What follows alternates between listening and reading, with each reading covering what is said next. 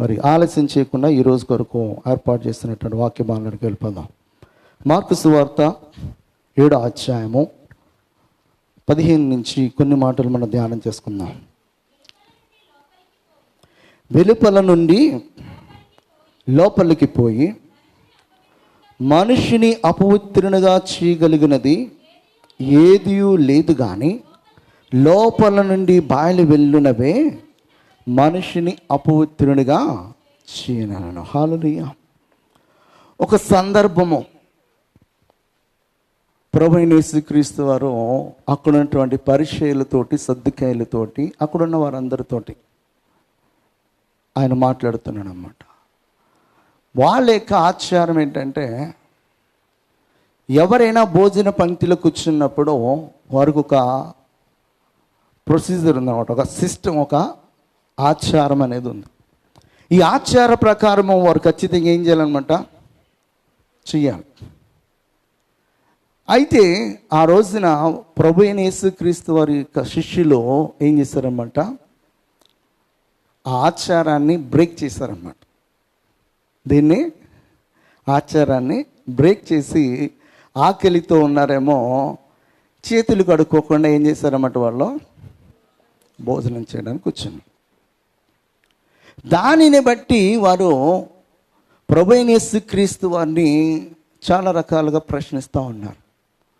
ప్రభువైన యేసుక్రీస్తు వారు వెంట వెళ్ళినటువంటి గుంపులన్నీ కూడా ఎలాంటి గుంపులంటే, ఆయన ఏ తప్పిదం చేస్తాడా పట్టుకుందాము, ఏ తప్పిదం చేస్తాడా ఆయన్ను ఇరికిద్దాము, ఏ తప్పిదం చేస్తాడా ఆయన చంపేద్దాము అన్ని గుంపులు ప్రభువైన యేసుక్రీస్తు వారు వెంట ఎల్లప్పుడూ ఉండేవి అన్నమాట. ఆ గుంపులన్నీ ఏంటన్నమాట, పరిసయ్యులు, సద్దుకేయులు, ప్రధాన యాజకులు, ధర్మశాస్త్రోపదేశకులు, ఇలా వీరందరూ కూడా దేని కొరకు ప్రభు వెంట వెళ్ళేవారంటే, ఆయన ఎక్కడ తప్పిదం చేస్తే అక్కడ ఆయనను పట్టుకుందామని.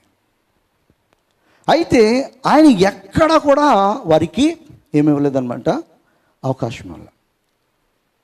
ఏ సమయంలోనూ కూడా ఆయన అవకాశం ఇవ్వలేదు. ఆఖరికి మరి పిలాతు ముందు నిలబడినప్పుడు కూడా ఆయన చెప్తున్నాడు అన్నమాట, నాలో ఏ దోషము లేదు అని. ఆయనలో పాపము లేదని చెప్పేసి ఆయన ఖండితంగా చెప్తున్నాడు. పిలాతుకు అర్థమైంది, ఈయనను సిలువేయడానికి తగినటువంటి పాపము ఏది కూడా నాకు కనపడట్లేదని. ప్రభువైన యేసుక్రీస్తు వారిని సిలువేయడానికే పిలాతుకి ఏం కనపడలేదన్నమాట, పాపం కనపడ. అంటే ఆయన 3.5 సంవత్సరాలు ఆయన వెంట వెళుతున్నటువంటి అనేకమైన గుంపులకు ఎక్కడ కూడా ఆయన పాపము చేశాడని కానీ, దోషము చేశాడని కానీ, ఏ ఒక్క నేరారోపణ చేయడానికి అవకాశం లేకుండా ఆయన జీవించగలిగాడు. హల్లెలూయా, హల్లెలూయా. అయితే ఇక్కడ మనం ఒకసారి గమనించాలి ఏంటంటే, ప్రభువైన యేసుక్రీస్తు వారంట అన్ని గుంపులున్నా కూడా, భౌతికంగా అన్ని గుంపులున్నా కూడా ఒక్క గుంపుకి కూడా ఆయన పాపి అని, ఆయన దోషమును కలిగి ఉన్నాడని, పాపమును కలిగి ఉన్నాడని ఒక్కళ్ళు కూడా నేరారోపణ చేయడానికి అవకాశం ఇవ్వకోకుండా బ్రతికాడు. అదే మన వెనకాల దేవుడు ఓ 2 ఏజెంట్ని పెడితే, ఉదయం మొదలుకొని సాయంకాలం వరకు చేసే పనిలో ఒక్కసారి కూడా మనము పాపము చేయకుండా ఉన్నాము అనడానికి మన మనస్సాక్షి ఒప్పుకోదు. మన మనస్సాక్షి ఒప్పుకోదు. ఎందుకు ఒప్పుకోదంటే, మనం ఉదయం మొదలెట్టగానే మంచం మీద ఉండగానే, ఆ బెడ్ పైన ఉండగానే మన ఆలోచనని ఎలాగొస్తాయన్నమాట, ఎక్కడికెక్కడికో ట్రావెల్ చేస్తూ ఉంటాం. మన ఆలోచన ద్వారా చేసే ప్రతీదీ కూడా దేవుని దృష్టికి అది అనుకూలం కాకపోతే అది పాపంతో సమానం. అది పాపంతో సమానం.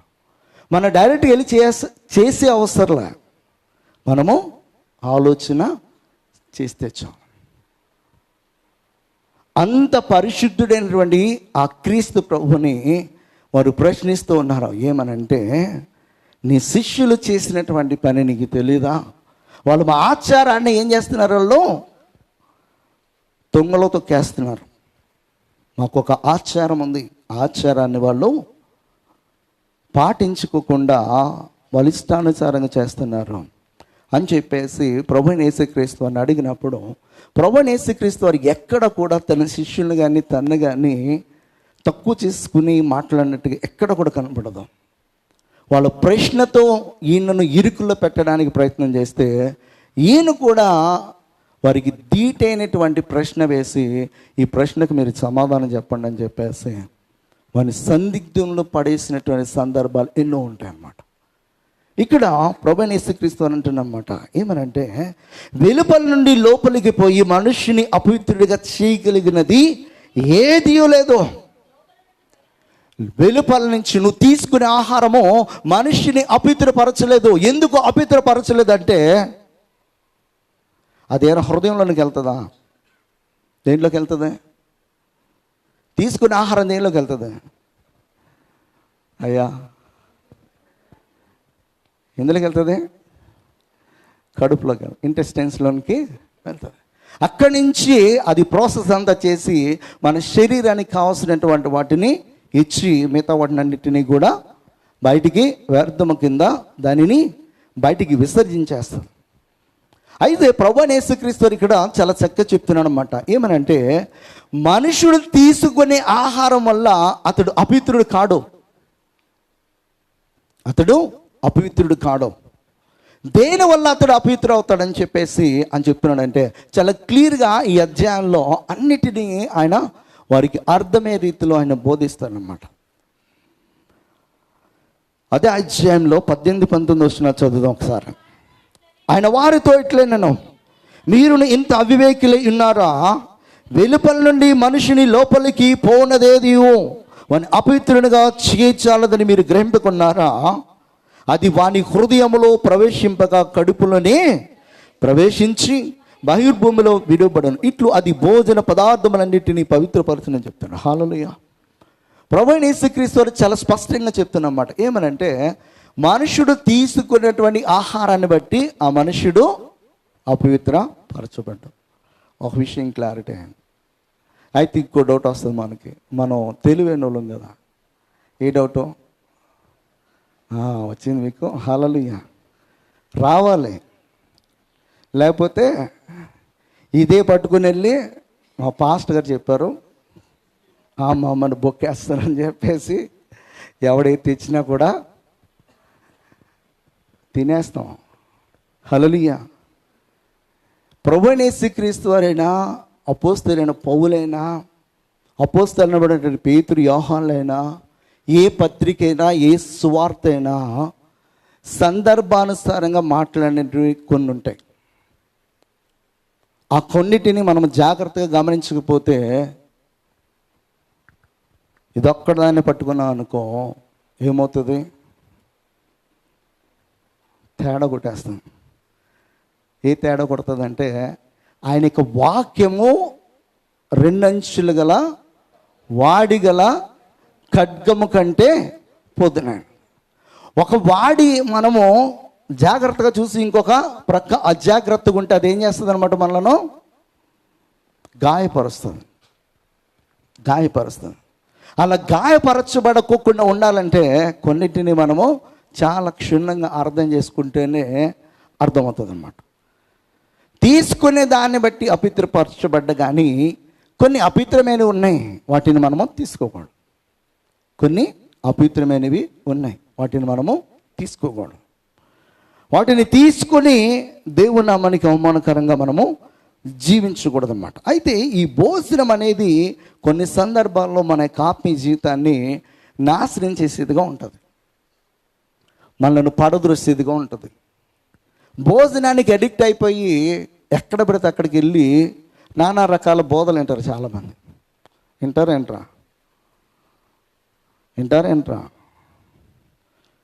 మీకు తెలుసో తెలీదో కొంతమంది ఓ సంఘానికి ప్రత్యేకించి ఎందుకు వెళ్తారంటే మధ్యాహ్నం భోజనం ఉంటుందని వెళ్తారు. నాకు చెప్పారు వాళ్ళు, నువ్వు ఎందుకు వెళ్తున్నారు ఇక్కడికంటే, మీ సంఘంలో భోజనం పెట్టరు, ఇక నాకు వండుకోవాల్సిన పని లేదు, ఇక్కడికి వెళ్తాను. ఆ సంఘంలో బోధ సరిగా ఉంటే ఓకే, నో ప్రాబ్లం. అయితే ఆ బోధ నీకు అనవసరము, నాకు బొజ్జ నిండుతుందో చాలని చెప్పేసి అనుకుని వెళ్తే కనుక నీ ఆత్మీయ జీవితాన్ని నీవు చేతులారా ఒక పూట కూటి కొరకు ఏషావు తన యొక్క జ్యేష్ఠత్వాన్ని అమ్మేసుకున్నట్లుగా అమ్మేసుకుంటావేమో తెలీదు. నువ్వు ఆదివారం రోజున దేని కొరకు రావాలి? కడుపు నింపుకోవడానికి రావాలా? నీ ఆత్మీయ జీవితానికి కావలసినటువంటి ఆహారము కొరకు దాహము కలిగి, దప్పిక కలిగి, ఆకలి కలిగి రావాలా? నీ ఆత్మీయ జీవితాన్ని కట్టుకోవడానికి, సరి చేసుకోవడానికి దేవుడు నాతో మాట్లాడాలి ఈ రోజున అని చెప్పి నువ్వు ప్రార్థించుకుని సిద్ధపడి వస్తే, ఇక్కడ నిలబడినటువంటి దాయిచునుడు ఎలాంటి వాక్యాన్ని ప్రిపేర్ అయినా కూడా నీ ఆత్మీయ జీవితానికి కావాల్సినటువంటి ఆ మన్నాను నీకు ఖచ్చితంగా దేవుడు ఏం చేస్తాడన్నమాట, మాట్లాడతాడు.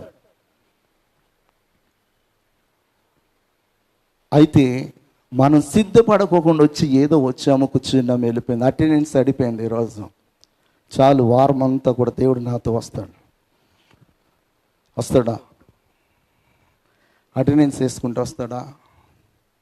ఎప్పుడు వస్తాడు?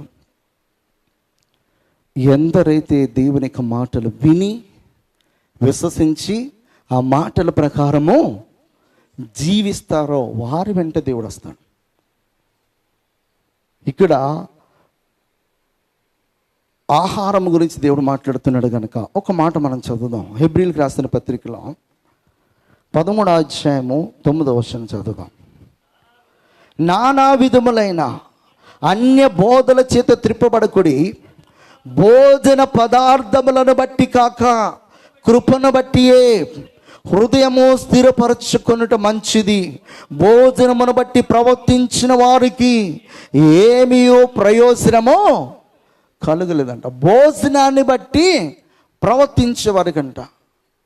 వీడు వెళ్ళేది కాకుండా ఇంకొకటి ఏం చేస్తారనమాట, రారా మంచి భోజనం పెట్టిస్తానని చెప్పేసి కూసేగాడిది వచ్చి మేసేగాడిది నుంచి అడగొట్టిందంట.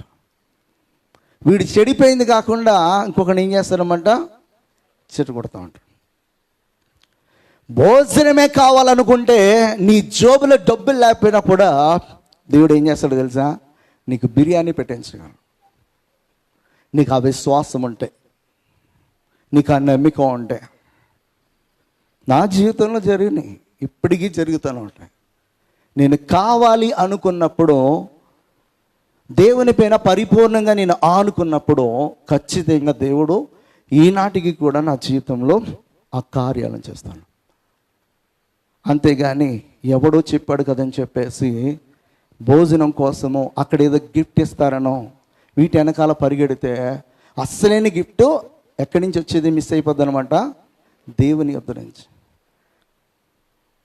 ఎందుకు ఈ మాట చెప్తున్నానంటే, భోజన పదార్థాలను బట్టి కానీ ఎక్కడో ఏదో దొరికిద్దని చెప్పేసి నీ విలువైనటువంటి సమయాన్ని దేవునికి ఇవ్వకుండా ఆ వస్తువును బట్టో, ఆ యొక్క పేరు ప్రఖ్యాతలను బట్టో, భోజనాన్ని బట్టి వెళితే నీ మీదకి రావాల్సినటువంటి ఆశీర్వాదాన్ని కోల్పోయి దేవుని యొద్ద నుంచి వచ్చే ఉగ్రతను పొందుకుంటాం.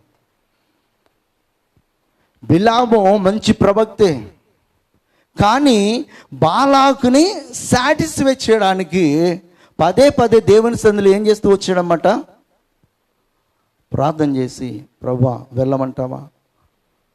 వెళ్ళమంటావా.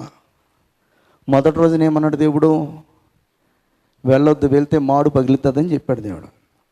మళ్ళీ రెండో రోజు ఏం చేశాడు, మరలాది. దేవుడు ఎప్పుడైనా ఒకటే ఆన్సర్ ఇస్తాడు. ఆయన ఈరోజు ఒకటి ఆన్సర్ ఇచ్చి రేపొద్దున ఇంకోటి ఇవ్వడం. కొంతమంది పెళ్లి విషయంలో అడుగుతారు, వద్దమ్మా అంటే వీళ్ళు ముద్దయ్యా నాకు అదే కావాలయ్యా అంటారు. రెండోసారి అడుగుతారు, మూడోసారి అడుగుతారు, నీ కర్మ సరే చేసుకొని చెప్పేసి దేవుడు ఎస్ అంటాడు. ఎస్ అని నిన్న కొన్ని రోజులకి వీళ్ళు వివాహం అవుతుంది.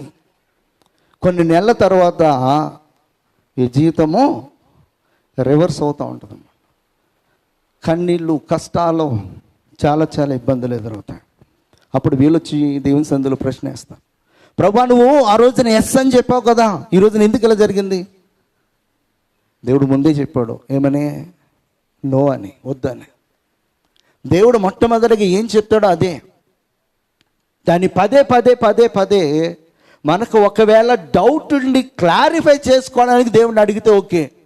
కానీ మన మనసులో ఉన్నటువంటి ఇచ్చ ఉండదు చూసారా, ఆలోచన, ఆ ఆలోచన నెరవేర్చుకోవడానికి దేవుని యొద్ద నుంచి ఆ సమాధానం రావాలి. ఏ సమాధానం అంటే మనకు అనుకూలమైన సమాధానం రావాలని చెప్పేసి మనం అడిగితే దేవుడు ఏం చేస్తాడంటే, వెళ్ళిపోతే పో నీ కర్మ అని చెప్పేసి దేవుడు అంటాడు.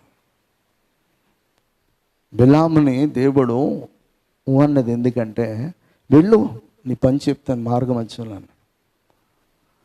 ఆ రోజున దేవుని సన్నిధిలో ప్రార్థన చేసినప్పుడు దేవుడు మాట్లాడినప్పుడు, నేను అసలు రాను, ఇంకా నువ్వు ఎంతమందిని పంపించినా ఇదే నా ఆన్సర్ ఫైనల్గా అని చెప్పేసి బిలాము చెప్పినుంటే ఆ బిలాము జీవితం వేరేలా ఉంటుంది. ఆ బిలాము దేవుని నొప్పించి వెళ్ళాడు కనుక అదే ఇశ్రాయేలు చేతిలో ఖడ్గము చేత సంహరింపబడ్డాడు. ఆ ప్రవక్తని ఏమని ప్రస్తావించారంటే, సోదిగాడైనటువంటి, ఏమని ప్రస్తావించారు? సోదిగాడైనటువంటి. అంతకుముందు చెప్పిన ప్రవచనాలను ఏమైపోయినాయి? వ్యర్థమైపోయినాయి.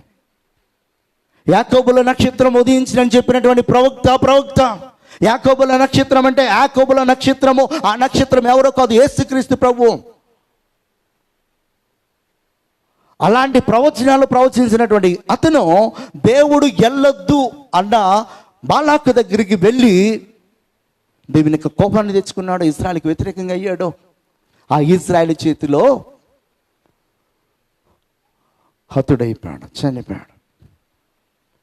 ఎందుకు ఈ మాట చెప్తున్నా అంటే, మనము మన యొక్క వాంఛను నెరవేర్చుకోవడానికి, మన తిండి కోసమో, పేరు ప్రఖ్యాతుల కోసమో, డబ్బు కోసమో దేవుని నొప్పించి వెళితే లాస్ట్కి వచ్చేది ఏంటంటే దేవుని యొక్క కోపము, దేవుని యొక్క శాపము, దేవుని యొక్క ఉగ్రత వస్తుంది. ఇక్కడ అందుకే చెప్తున్నాడు, నానా విధములైన అన్య బోధల చేత త్రిప్పబడుకుడి, భోజన పదార్థములను బట్టి కాక. ఈరోజు అక్కడ భోజనం పెడతారని చెప్పేసి ఆ సంఘము వ్యతిరేకంగా ఉండే సంఘమేనను, అది దేవుని చేత ఏర్పాటు చేయబడిన సంఘము కాదని తెలిసినప్పటికీ, వాళ్ళ యొక్క థియాలజీ కరెక్ట్గా లేదని తెలిసినప్పటికీ, వాళ్ళ డాక్టరీన్ సరిగా లేదని తెలిసినప్పటికీ, ఏముందలే ఈరోజు నైట్ డిన్నర్ చేసుకోవాల్సిన పని ఉండదు, ఇంటిలో పాతిటి వెళ్ళిపోదాం పదా అని చెప్పేసి వెళ్ళిపోతే అక్కడే సైతాన్ గడికి అవకాశం ఇస్తాం. ఏదో ఒక మాట నిన్ను తప్పు త్రోవలోనికి నడిపించడానికి అక్కడ నీవే అవకాశాన్ని ఇస్తాం అన్నమాట. అలాంటి వాహనముగా మనం ఉండకూడదని చెప్పేసి దేని యొక్క వాక్యం తెలుస్తుంది. హల్లెలూయా, హల్లెలూయా. తిమోతికి రాస్తే చెప్తాడు 2వ అధ్యాయం మొదటి 2 మాటలు, నా కుమారుడా క్రీస్తుని యేసునందున్న కృపచేత బలవంతుడ కమ్ము, నీవు అనేక సాక్షులు ఎదుట నా వల్ల వినిన సంగతులను ఇతరులకును బోధించుటకు సామర్థ్యము గల నమ్మకమైన మనుషులకు అప్పగింపు అని చెప్పి, ఇక్కడ క్రీస్తు యేసునందున్న కృపచేత బలవంతుడు కమ్మంట. తిండిని బట్టి బలవంతుడు కమ్మని చెప్తున్నాడా? ఎక్కడ బిర్యానీ పెడతారు అక్కడికి వెళ్ళి తినేసి బాగా బలవంతుడు కమ్మని చెప్పట్లే. దేని చేత అనమాట? క్రీస్తు కృపచేత మనము బలవంతుడు కమ్మాలి. హల్లెలూయా. అందుకే ఇందాక చదివించినటువంటి మాటలో చెప్పాను, కృపను బట్టి హృదయము స్థిరపరచుకొనుట మంచిది, భోజన పదార్థములను బట్టి కాదంటాడు. రోమీయులకు రాస్తూ అపోస్తలుడైన పౌలు చెప్తాడు 14వ అధ్యాయము 17వ వచనంలో, దేవుని రాజ్యము భోజనమును పానమును కాదు కానీ నీతియు సమాధానమును పరిశుద్ధాత్మయందలి ఆనందమనే ఉన్నది. దేవుని యొక్క రాజ్యం ఏంటంట? భోజనమును పానమును కాదు, ఏంటంట? నీతియు సమాధానమును పరిశుద్ధాత్మయందలి ఆనందమనే. మనం ఎక్కడికి వెళ్ళినా కూడా నీతిమంతులుగా మార్చబడ్డానికి, పరిశుద్ధులుగా మార్చబడ్డానికి, దేవుని యొక్క ఆత్మశక్తిని, ఆ పరిశుద్ధాత్మ నింపుదలను కలిగి ఉండటానికి ఎక్కడ మనకి దొరుకుతుంది? ఎక్కడ మన యొక్క ఆకలి తీరుతుంది? ఆత్మీయ ఆకలి ఆ సంఘాన్ని వెతుక్కోవాలి. అది దూరంగా ఉందా, దగ్గరగా ఉందా, మన ఇంటి పక్కన ఉందా, ఇంటి పైన ఉందా అనేది కాదు. ఎంత దూరమైనా కూడా వెళ్ళాలి. మనకి నచ్చినటువంటి బిర్యానీ కోసం వెళ్ళట్లే. కొంతమంది పొద్దుటే వెళ్తారు. దొన్న బిర్యానీ, దొన్నపొద్దు బిర్యానీ, దొన్న బిర్యానీ. ఎక్కడది? అవుట్స్కట్స్ అది కదా, అవుట్స్కట్సేనా?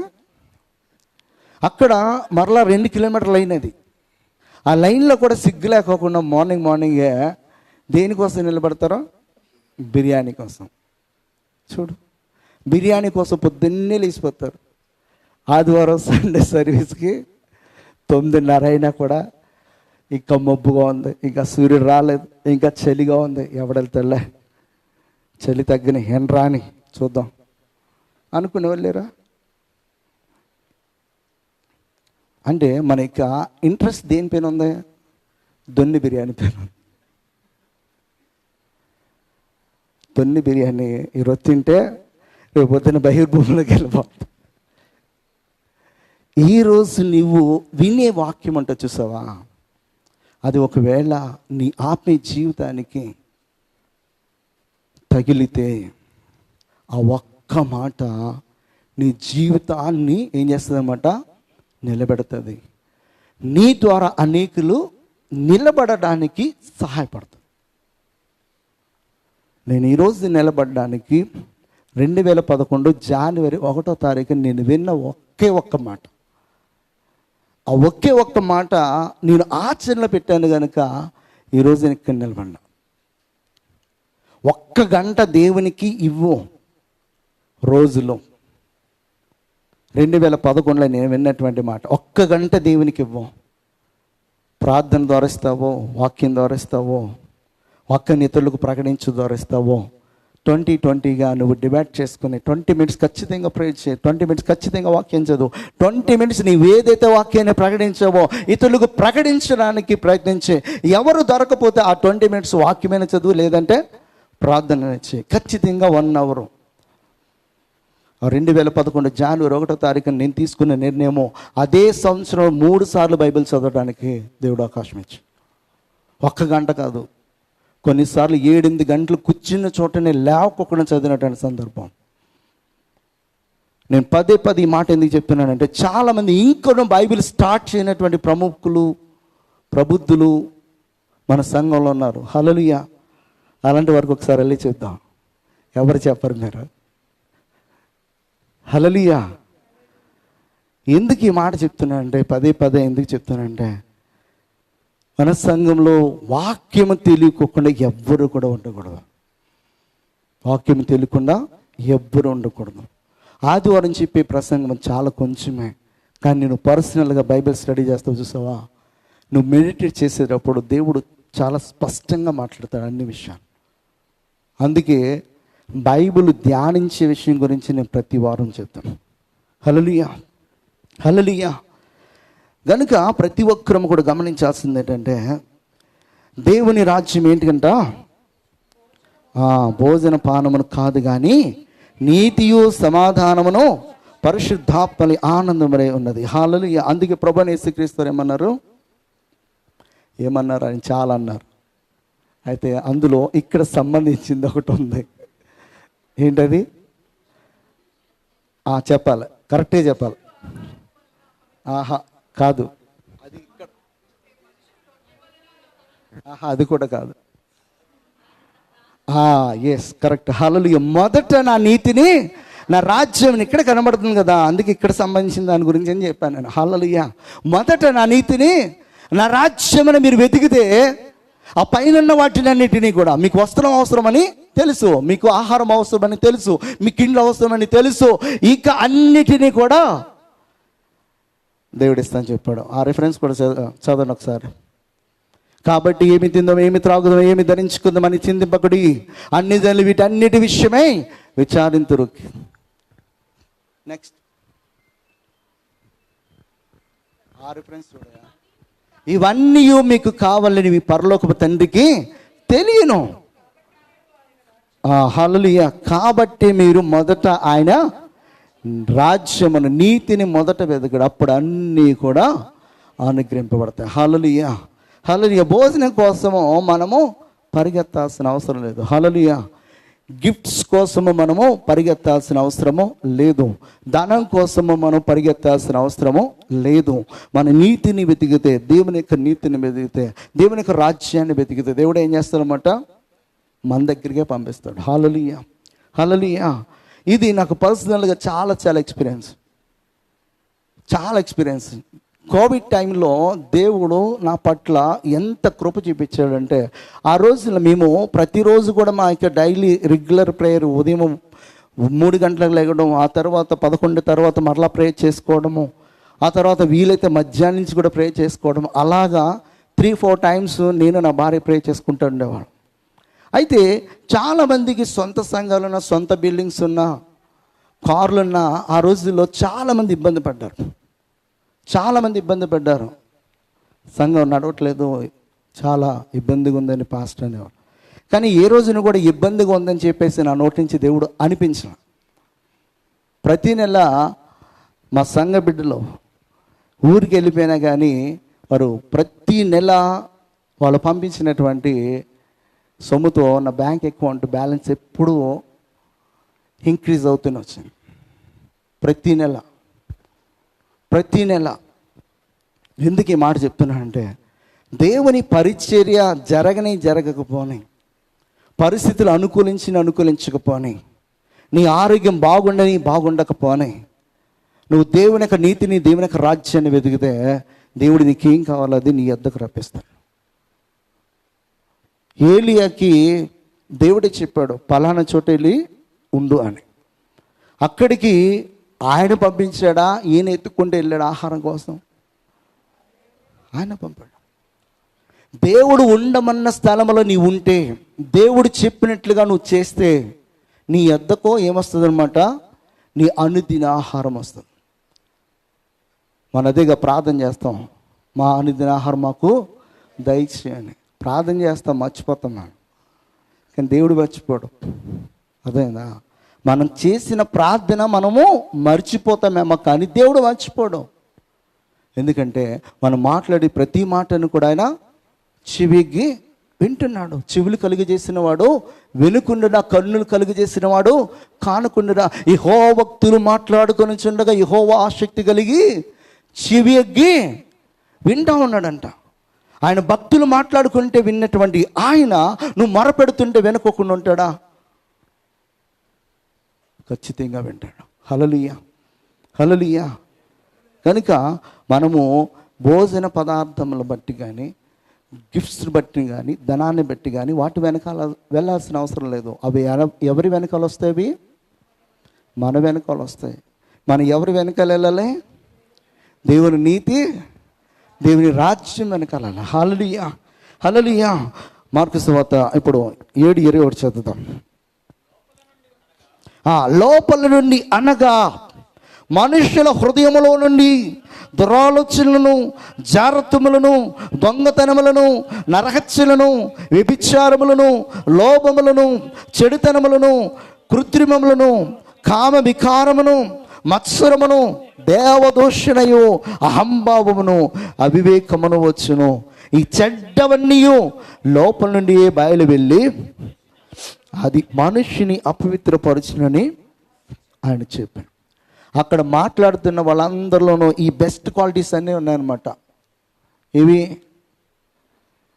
ఇక్కడ దేవుడు లిస్ట్ చెప్పాడు, చూసావా? ఇవన్నీ కూడా చేతులు కడుక్కోలేదని అడుగుతున్నారు కదా కొంతమంది ప్రబుద్ధులు. ఆ ప్రబుద్ధులకి అందరికీ కూడా ఇవన్నీ ఉన్నాయన్నమాట. ఇవన్నీ ఉన్నాయని చెప్పి ఎవరికి తెలుసు? దేవుడికి తెలుసు. దేవుడు ఎందుకు ఆ ప్రశ్న వేస్తాడంటే, ఎందుకు వారితో ఇలా మాట్లాడతాడంటే, ఒరే బాబు, నీ కంట్లో దూలం పెట్టుకున్నావు. ఏం పెట్టుకున్నావు? నీ కంట్లో దూలం పెట్టుకొని వీటి కంట్లో నలుగుతావు. నువ్వే పెద్ద ఘోర పాపివి. నా పక్కనటువంటి శిష్యులు చేతులు కడుక్కోపోతే వాళ్ళ పాపులా, వాళ్ళ ఆచారాన్ని బ్రేక్ చేస్తున్నారా, వాళ్ళ నీ ధర్మశాస్త్రానికి విరుద్ధంగా ప్రవర్తిస్తున్నారా అని చెప్పేసి దేవుడు వాడిని వెనకేసుకొచ్చినట్లుగా కనబడతాడు. నిజంగా చెప్తున్నాను, మన పైన ఈగ వాళ్ళని కూడా దేవుడు ఊరుకోడు తెలుసా. అలాంటి ప్రవచనాలు మనకు ఉన్నాయి. నిన్ను నా కనుగుడ్డు వల్లే భద్రపరుస్తున్నాను అంటాడు ఆయన. చూడుము, నిన్ను నా అరచేతిలో చిక్కుకున్నాను అంటాడు. తల్లి అయినా తన ఒడిలోన బిడ్డనైనా మర్చినేమో, కానీ నేను అసలు నిన్ను మరిచిపోలేదురా బాబు అని చెప్తాను. హల్లెలూయా. దేవునికి కార్యాలను మనం ఒక్కొక్కటిగా మనము అసలు గమనిస్తున్నప్పుడు, అసలు ఇంత కృపకు నేను ఎలాగ పాత్రుడని చెప్పేసి నిజంగా మన కళ్ళలోంచి కన్నీరు రావాలి.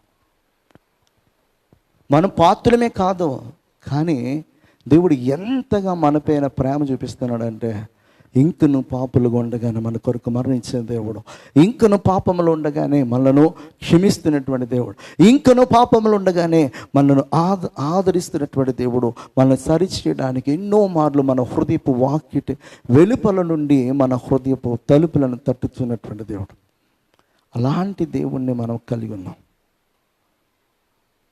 మనుషుడు తినే వాటిని బట్టి అతడు అపవిత్రపరచబడ్డ, కానీ మనిషిని లోపల నుంచి వచ్చేవి అవన్నీ కూడా ఎలా వస్తాయన్నమాట, వాడి బుద్ధిపూర్వకంగా వస్తాయి. ఎలా వస్తాయి? బుద్ధిపూర్వకంగా వస్తాయి. బుద్ధిపూర్వకంగా వస్తాయి కనుక ఇవి మనిషిని అపవిత్రపరిచాయి. తిన్నంత మాత్రాన నువ్వు తక్కువ కాలేదు, తినకపోయినంత మాత్రాన నువ్వు ఎక్కువ కాలేదు అంటాడు. అయితే అన్నిటిని తినొచ్చా తినొద్దు అనేది తర్వాత మాట్లాడుకుందాం. హల్లెలూయా, హల్లెలూయా. ఈరోజు ఆ కాన్సెప్ట్ కాదని కదా.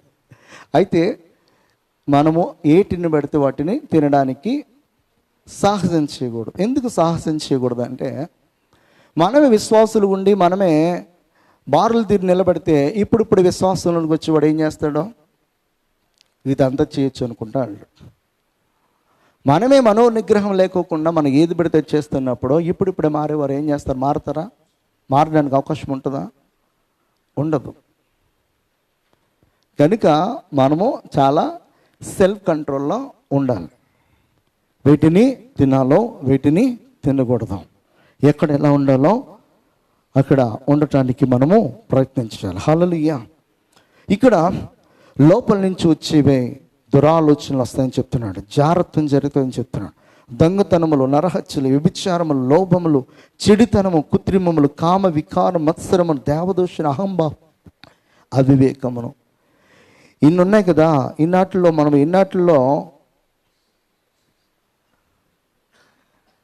ఇన్నాటిల్లో కరెక్ట్గా ఉన్నాం. కనీసం 50 మార్క్స్ వస్తాయా అంటే అర్థం 75 వస్తారు చేతులు.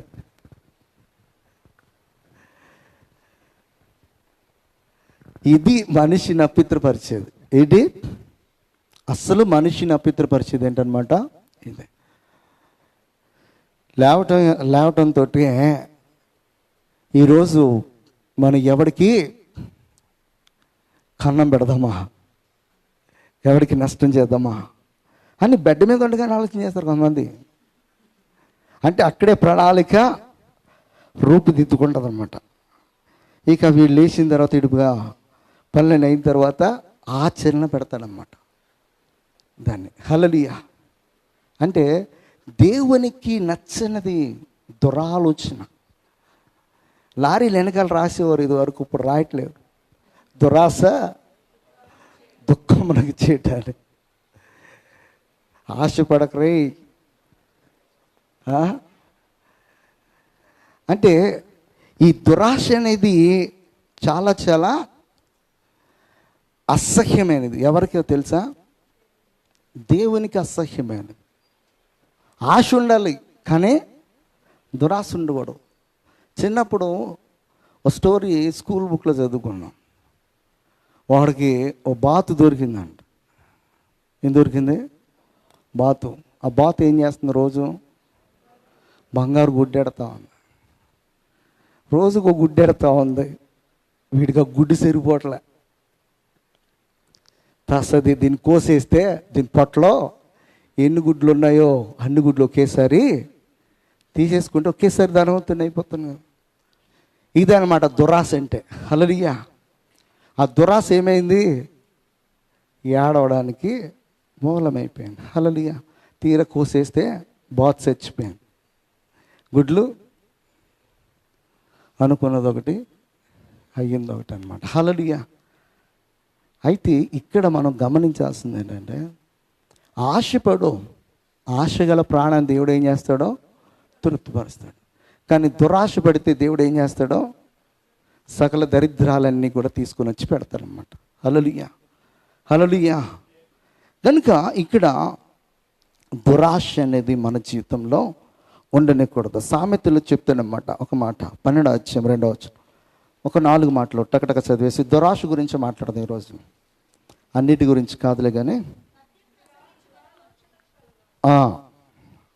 చదమ్మా. 2వ మాట చదువుతున్నాడు డైరెక్ట్గా. సత్పురుషునికి యెహోవా కటాక్షము చూపును, దురాలోచన గలవాడు నేరస్తుడని ఆయన తీర్పు తీరుస్తాడంట. దురాలోచన గలవాడంట నేరస్తుడని. పరలోకంలో దురాలోచన చేశాడు ఒకడు. ఎవడో లూసిఫర్. వాడు దురాలోచన ఏంటనమాట? మహోన్నతినితో సమానముగా, ఇంకా ఆయనకంటే ఇంకా ఉన్నతముగా నా సింహాసనాన్ని ఏం చేసుకోవాలనుకుంటున్నాడు వాడు.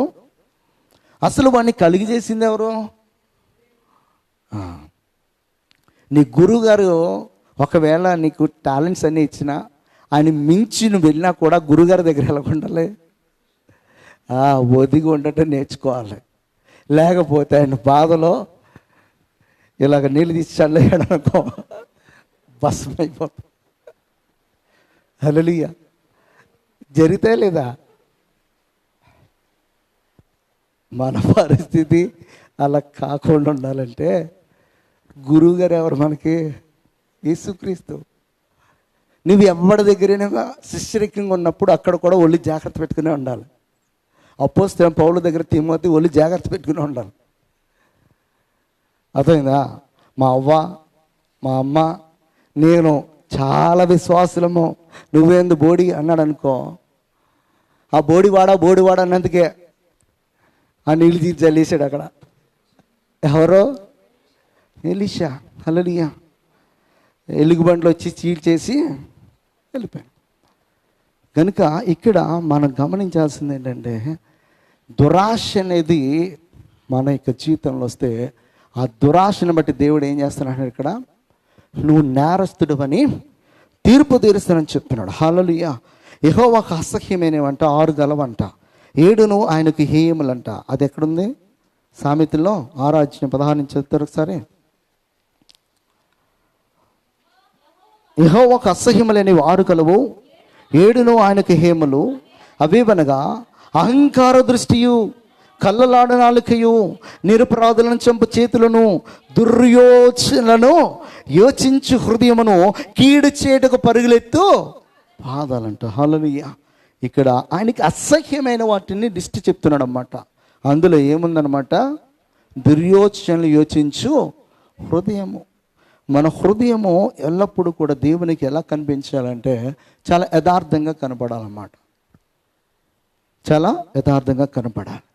అంతేగాని మనము హృదయంలో కపటమును, వేషధారణ పెట్టుకొని దేవుని సన్నిధికి వచ్చి కన్నీరు కాడిస్తే దేవుడు మన కన్నీటిని నాట్యంగా మార్చడం. మన కన్నీటిని ఎప్పుడు ఆయన నాట్యంగా మారుస్తాడంటే, మన హృదయము దేవునికి సన్నిధిలో ఎట్లా ఉండాలన్నమాట? చాలా యథార్థమైనదిగా ఉండాలి. అందుకే మనము రాజుల గ్రంథాలు మనం చదువుతున్నప్పుడు దావీదు దగ్గర నుంచి 42వ రాజు అయినటువంటి సిద్కియా వరకు, 42వ రాజు అయినటువంటి సిద్కియా వరకు దేవుడు దేనితో ఆయన కంపేర్ చేసుకుంటూ వచ్చాడంటే యథార్థతను బట్టి. ఒకే ఒక్క మాట, దావీదు లేక నీ హృదయము యథార్థముగా లేదని చెప్పారు. అంటే దేవునికి సన్నిధానానికి వెళ్ళినప్పుడు దావీదు తన పాపి అని చెప్పేసి ఒప్పుకొని కన్నీరు కాచేసి కడిగేసుకుని ఆ జీవితాన్ని విడిచిపెట్టేసి మరలా నూతన జీవితాన్ని ఆరంభించేటువంటి వ్యక్తిగా ఉన్నాడు. మిగతా వాళ్ళందరూ కూడా అలా లేరన్నమాట. అలా ఉన్నటువంటి వారిని దావీదులకు నువ్వు కూడా యథార్థంగా ఉన్నావు అని చెప్పేసి కొంతమంది లిస్టు మనకి 800 ఎంతమంది కనపడతారు. అలాగా యథార్థంగా గడిపినటువంటి వాళ్ళు, అందుని బట్టి దేవుడు వారిని ఆశీర్వదించాడు. దేవుడికి కావాల్సింది ఏంటంటే దేవుని మందిరానికి వచ్చి వాళ్ళని ఎవడో చూసి మనం కంపేర్ చేసుకుని ప్రార్థన చేయడం కాదు, వాడెవడో చేస్తున్నాడు కదా అని వాక్యాలు ఎత్తి ప్రార్థన చేయడం కాదు. మన దేన్ని ఎత్తాలంటే మన హృదయంలో ఉన్నదాన్ని అంతా ఎత్తి పారేయాలి. దేవునికి అసహ్యమైన దాని అంతటిని కూడా ఎత్తి పారేయాలి అవతలకి. ఆ చెత్తనంతటిని కూడా తీసివేసి దేవుని సన్నిధిలో ప్రార్థన చేసినప్పుడు, కన్నీరు కాచినప్పుడు దేవుడు ఏం చేస్తాడనమాట, మన యొక్క దేహాన్ని కడుగుతాడు, పవిత్రపరుస్తాడు. మన దేహాన్ని ఆయన శుద్ధి చేస్తాడు. అది దేవుడికి కావాల్సింది. ఈ మధ్యాహ్న కాల సమయంలో ఆయనకి అసహ్యమైన వాటిలో ఏముందనమాట, దురాలోచన ఉంది, అహంకారం ఉంది, నిరపరాధులను చంపే చేతులు ఉన్నాయి, కీడి చీటకు పరుగులెత్తే పాదాలున్నాయి. ఎవ్వడికి కూడా కీడి చేయాలని చెప్పేసి ఆలోచన మనకు రాకూడదు. ఒకవేళ మనకి ద్రోహం చేసినప్పటికీ కూడా మనం క్షమించి వదిలేయడానికి మనము ఆలోచించాలి. ఒడిశాలో తన కళ్ళెదుటకుండానే ఒక మిషనరీని తన యొక్క భర్తని తన యొక్క బిడ్డలను పెట్రోల్ పోసి కాల్చేసి చంపేసినటువంటి సంఘటన మనందరికీ తెలుసు. అయినా కూడా ఆ స్త్రీ వారిని అందరినీ కూడా ఏం చేసింది, క్షమించేసింది. పగ ప్రతీకారం కోసం మనం వెళ్ళవసరంలే. ఆ కార్యం జరిగిన కొన్ని రోజులకే ఒడిశాలో భయంకరమైనటువంటి న్యాచురల్ కెలామిటీస్ వచ్చి చాలామంది నష్టపోయారు, చనిపోయారు. ఎక్కడైతే దేవుని యొక్క సేవకుని యొక్క రక్తము కార్చబడుతుందో నీతిమంతుల రక్తము మొరపెడుతూనే ఉంటుంది. దేవుడు పగ తీర్చుకుంటాడు ఖచ్చితంగా. దావీదుని తరిమినటువంటి వారిపైన దేవుడు పగ తీర్చుకోలేదా? ఈ రోజున ఏ మిషనరీనైనా ఏ సేవకుడినైనా ఈ రోజున చంపేసామో మనమో ఎవడికి దొరకలేదు అనుకుంటున్నారు. కానీ రాని దినాల్లో చూడండి, వాళ్ళ కుటుంబాల మీదకి దేవుని యొక్క శాపము, ఉగ్రత అనేది వస్తుంది. ఎవరిని విడిచిపెట్టాడు దేవుడు. ఆ రక్తం ఏం చేస్తుందంటే ప్రతి దినము మొరపెడుతూనే ఉంటుంది. నాబోతు ద్రాక్ష తోటను అహంకారంతో, అహంభావంతో, అధికారంతో లాగేసుకున్నాడు ఆహాబు. ఎవడికి తెలియదు అనుకుంటున్నాడు. ఆ రక్తము మొరపెడితే ఆ రక్తము వారి కుటుంబాలకి శాపముగా మార్చివేయబడింది. ఆహాబు వంశంలో ఎవరు కూడా లేకుండా అయిపోయారు. నెక్స్ట్ ఇమ్మీడియట్ జనరేషనే, ఆ జనరేషన్లోనే తీసేస్తానన్నాడు. కానీ ఆహాబు ఏడ్చుకుని మొర్రపెట్టి, దేవా నన్ను క్షమించు క్షమించు అని చెప్పేసి ఏడ్చాడు. ఏడ్చినందుకు నువ్వు కళ్ళతో చూడలేవు. నీ తర్వాత నీ కుమారుడిక తరములో జరుగుతుంది అన్నాడు. ఆ తరములో దేవునికి శాపము, దేవునికి ఉగ్రత ఆ కుటుంబాలపైకి వచ్చింది. నేను నమ్ముతాను ఇది. ఏ సేవకుని ఏం చేసినా కూడా దేవుడు ఊరుకోడు. ఖచ్చితంగా అది ఆ కుటుంబాలకి భయంకరమైనటువంటి శాపం అన్నమాట. ఎంత భయంకరమైన శాపం అంటే ఆ కుటుంబంలో పేరుకు కూడా ఒక్కడు కూడా ఉండడు, ఇంకా ఒక్క నలుసు కూడా ఉండదు. ఇంకా ఇంటి పేరుతో సహా మాడు మొత్తం ఏం చేసుకున్నట్టన్నమాట, నాశనం చేసుకున్నట్టే. నీతిమంతుల గురించి దేవుడు చెప్తున్నాడు, వాళ్ళని మనం అసలు టచ్ చేయకూడదు. హల్లెలూయా హల్లెలూయా. ఆదికాండంలో 6వ అధ్యాయంలో చెప్తున్నాడు, 5వ వచనంలో, నరుల చెడుతనము భూమి మీద గొప్పదనియు వారి హృదయం యొక్క తలంపుల్లోని ఊహ అంతా ఈ ఎల్లప్పుడూ కేవలము చెడ్డదని యెహోవా చూచి ఆయన సంతాపపడ్డాడంట. ఎందుకు? నరులను చేసినందుకు. వాళ్ళ ఊహ అంతా కూడా చెడ్డదని చెప్పేసి దేవుడిని యెహోవా ఆ రోజున నిర్ణయం తీసుకుని ఈ చెడ్డ తరం వారందరినీ కూడా ఏం చేయాలనుకున్నాడు, ఆయన మొత్తం భూస్థాపితం చేద్దాం అనుకున్నాడు అన్నమాట. హల్లెలూయా. దేవుని యొక్క దృష్టికి మనము చెడ్డ తరముగా, చెడు హృదయం కలిగినటువంటి వారముగా, దురాలోచన కలిగినటువంటి వారముగా, కపటమైనటువంటి వారముగా, ఇతరులను నిరపరాధులను చంపడానికి పరుగులెత్తే పాదములు కలిగినటువంటి వారముగా, జారత్వం కలిగినటువంటి వారముగా, ఇంకా ఇంకా దేవుడు చెప్తున్నాడు, ఇవి అన్నీ కూడా మనుషులు ఏం చేస్తారనమాట, అపవిత్రపరుస్తాయి. ఈ అపవిత్రత మనలో ఉంటే దాన్ని బట్టి దేవుని యొక్క కోపం అనేది మనపైకి వస్తుంది. వీళ్ళందరూ కూడా అలాగే ఆలోచన చేసి భయంకరమైన పాపం చేసినప్పుడు ఈ పాపుల గుంపునంతటిని కూడా దేవుడు ఏం చేయాలనుకున్నాడు అనమాట, తీసేయాలి, ఈ తరమనంతటిని కూడా తీసేయాలని చెప్పేసి తీసేసే ముందు దేవుడు ఒక్కసారి చూశాడు నోవాహు నీతి. ఆ నీతిని బట్టి నోవాహు తన కుటుంబాన్ని రక్షించుకోగలిగాడు. హల్లెలూయా, హల్లెలూయా. ఆదికాండం 37:18 చదువు ఒకసారి. అతడు దగ్గరికి రాకమునుపు వారు దూరం నుంచి అతన్ని చూచి అతన్ని చంపుటకు ఏం ఆలోచన చేశారంట? దురాలోచన చేశారంట. ఎవరమ్మా ఈ ప్రబుద్ధులు? యోసేపు సహోదరులు, అన్నలు, సొంత అన్నలు. ఎందుకు చంపేయడానికి ప్రయత్నం చేస్తారు? యోసేపు ఏమైనా తప్పిదం చేశాడా? వాళ్ళకి ఏం ద్రోహం చేశాడా? ఏం లేదు. తను యథార్థంగా తనకు వచ్చిన కళను చెప్తా ఉన్నాడు. అందుకే అన్నీ కూడా అందరితో పంచుకోకూడదు. హల్లెలూయా, అర్థమైందా? సొంత శత్రువులు ఎక్కడో ఉంటారు, ఇంట్లోనే ఉంటారు. అది భర్త రూపంలో, భార్య రూపంలో, బిడ్డల రూపంలోనో, తల్లిదండ్రుల రూపంలోనో, సొంత అన్నదమ్ములు, అక్క చెల్లెల రూపంలోనో.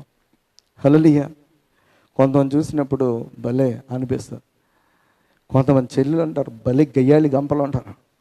కొంతమంది తమ్ముళ్ళు అంటారు భలే గయ్యాలిగా.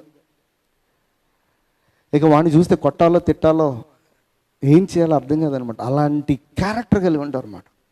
ఇక్కడ వీళ్ళందరూ కూడా ఎందుకు యోసేపుని చంపేయాలని చెప్పేసి ఆలోచన చేస్తున్నారు? ఎందుకు దురాలోచన చేస్తున్నారంటే, వీడిని చంపేస్తే మనము వీడి ముందు సాగిలపడే అవకాశం ఉండదు కదా. వాళ్ళ దురాలోచన ఏంటనమాట? ఆయనకు వచ్చిన కళ, వాటి భావము, వాటి అర్థం ఏంటంటే, ఈ 11 నక్షత్రాలు, సూర్యచంద్రులు ఎవరికి నమస్కారం చేస్తూ ఉన్నారు? యోసేపుకి. ఆ 11 నక్షత్రాలు వీరు సహోదరులు, సూర్యచంద్రులు ఎవరన్నమాట? తల్లిదండ్రులు అన్నమాట. నువ్వు అంత గనుడువా అన్నాడు. ఎవరో? తండ్రి అన్నాడు. అంటే ఆయనే కళలు కన్నాడు. ఆయన కళలైతే నిజమే, ఆయన కొడుకు కళ కంటే అది నచ్చలే. అర్థమైందా? అన్ని కళలు అందరితో పంచుకోకూడదు. అర్థమైందా? కొన్ని సందర్భాల్లో నీకు పెళ్ళైన నీ భార్యతో, నీకు పెళ్ళైన నీ భర్తతో పంచుకోకూడదు. అది జరిగే వరకు, నువ్వు రాజు అయ్యే వరకు, నువ్వు రాడి అయ్యే వరకు మౌనంగా ఉండు. హల్లెలూయా. ఖచ్చితంగా వాళ్ళు వచ్చి సాగిల పడతారు, నీ మాట వింటారు. హల్లెలూయా, హల్లెలూయా. ఇలాగ ఆలోచన చేసి అతన్ని చంపేయాలని చెప్పి చూస్తారు. ఎందుకు చంపేయాలనుకున్నారంటే, ఆ కళ జరగదు కదా, మనం మొక్కాల్సిన పని ఉండదు కదా అనుకున్నా. కానీ కళ చూపించినటువంటి దేవుడు ఆ కళ నెరవేర్చడానికి మనల్ని ఎలా కాపాడుకోవాలని తెలుసు అనమాట. హల్లెలూయా. వారు చంపాలని చూస్తుంటే పెద్దవాడు అతన్ని బ్రతికించడానికి ఎంతో ప్రయత్నాలు చేశాడు. ఎవరో? రూబేన్. అలాగా అతన్ని ఎలాగోలేక ఆ ఐగుప్తీయులకి బానిసగా అమ్మేయడానికి ఎలాగోలేక పంపించాడు. హల్లెలూయా, హల్లెలూయా. 37 కీర్తన 12 చదివేస్తాను. భక్తిహీనులు నీతిమంతుని మీద దురాలోచన చేదురు, వారిని చూచి పండ్లు పట్టపట్ట కొరుకుతారంట. హల్లెలూయా. ఎవరు దురాలోచన చేసేదంటే భక్తిహీనులు. దేవుని ఎలా భయభక్తులు కలిగినటువంటి వాడు ఎవ్వడు కూడా దురాలోచన చేయడం. దేవునికి వ్యతిరేకంగా, దేవుని యొక్క ఆలోచనలు, దేవుని యొక్క ఉద్దేశములు ఎరిగినటువంటి వారు మాత్రమే చేస్తారు. ఇక్కడ ఎవరు చేస్తారంటే భక్తిహీనులంట. ఎవరి మీద చేస్తారంట? నీతిమంతుల మీద చేస్తారంట. 31 కీర్తన 13 చెప్తాడు. అనేకులు నా మీద దురాలోచన చేస్తున్నారు, నాకు ప్రాణహాని చేయటకు యోచించుచున్నారు. వారు గుసగుసలాడుట నాకు వినబడుచున్నది, నలుదిశలో నాకు భీతి కలుగుచున్నదని ఎవరు చెప్తున్నారు? ఈ మాట దావీదు చెప్తున్నాడు. హల్లెలూయా. అనేకులు అతని మీద ఏం చేస్తారన్నమాట? అనేకులు దురాలోచన చేస్తే, దురాలోచన చేసినటువంటి వారందరినీ కూడా దేవుడు ఏం చేస్తాడనమాట? భూగర్భంలో పెట్టాడనమాట. హల్లెలూయా. దురాశ గర్భమును ధరిస్తే పాపమా? సారీ,